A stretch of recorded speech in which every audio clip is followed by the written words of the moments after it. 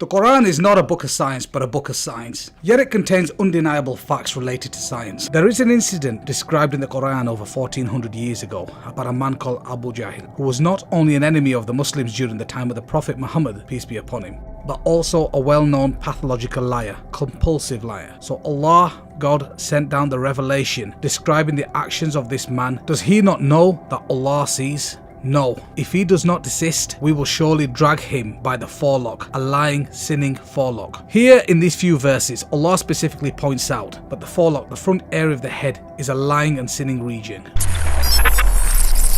The human brain is not only one of the most important organs in the human body, it is also the most complex. The brain is divided into four major sections known as lobes. The frontal lobe, the occipital lobe, the parietal lobe, and the temporal lobe have different locations and functions that support the response and actions of the human body. Here is a breakdown of each of the four lobes and some of the functions they have. The occipital lobe receives visual information, interprets colour, shape and distance. The temporal lobe is responsible for memory and new learning, receives auditory messages, understands spoken language and rhythm, controls how things are ordered and categorized, some visual perception. The parietal lobe, responsible for visual attention, touch perception, monitors sensation and body position, control reading, face recognition, understanding time, goal-directed voluntary movements and manipulation of objects. And then there's the frontal lobe, which is responsible for conscious thoughts, concentration, perseverance, judgment, attention span, impulse control, which is self-monitoring, and supervision, problem solving, organization, critical thinking, forward thinking, ability to feel and express emotion, empathy, memory for habitats and motor activities.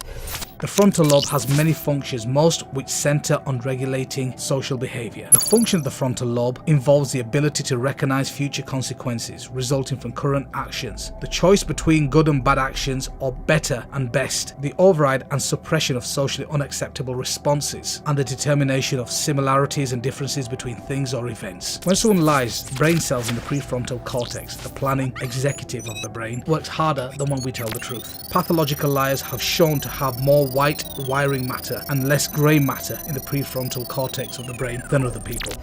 Over the last decade, scientists have used functional magnetic resonance imaging, fMRI, to more accurately locate regions of the brain that changes when a person lies. This technique measures changes in blood flow in the brain, a reflection of neural activity, while people answer questions while inside a scanner. The resulting images pinpoints brain activity in a specific region during the lie and truth phases of the deception paradigms.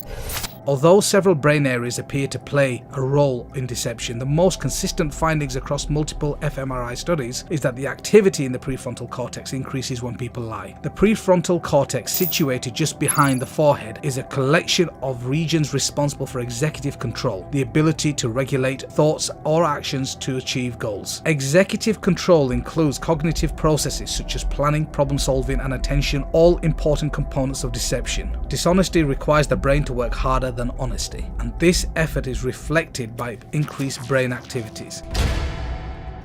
Let's take a closer look at the prefrontal cortex subdivisions. This area of the brain has been divided into three main subdivisions, known as the dorsolateral prefrontal cortex, orbitofrontal cortex, and the ventrolateral prefrontal cortex. In recent years, neuroscientists, criminologists, forensic psychiatrists from around the world have carried out a number of studies on the human brain. In particular, interest of the criminologists and forensic psychiatrists has been the prefrontal cortex subdivisions, in which regions some have described in which wicked behavior takes place. The frontal cortex is an area of the brain which plays much of the final decision making when doing crimes, such as murders, serial killers, rapists, robbers, etc. The front lower part of the brain, called the orbitofrontal cortex, is an area which is involved in moral decision making and figure out what's right versus what's wrong. They have noticed a similar pattern in the brain scans of criminals in this region. Studies are still ongoing and more information is slowly being revealed, but one thing is very clear, and that is the prefrontal cortex is where lying and sinning takes place.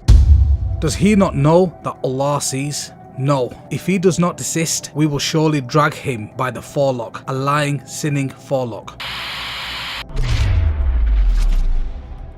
Please don't forget to like us and share us on the Digital Mimbar Facebook and Twitter. Please also subscribe to the Digital Mimbar YouTube channel in the links below.